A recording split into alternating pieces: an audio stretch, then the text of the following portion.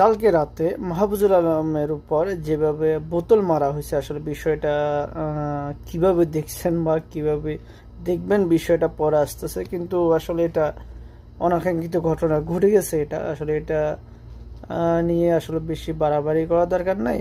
যেভাবে আছে বাস খালাস, এটা হয়ে গেছে একটা অনাকাঙ্ক্ষিত ঘটনা হিসাবে। এটাই রেখে দেওয়া যায়। বাট মাহফুজ আলমের উপর আক্রমণটা কেন হয়েছে বা কি হয়েছে, কি কারণে হয়েছে এই আক্রমণটা, তার কথা বা তার কথা গুলো শুনলে আপনারা একটু বুঝতে পারতেন।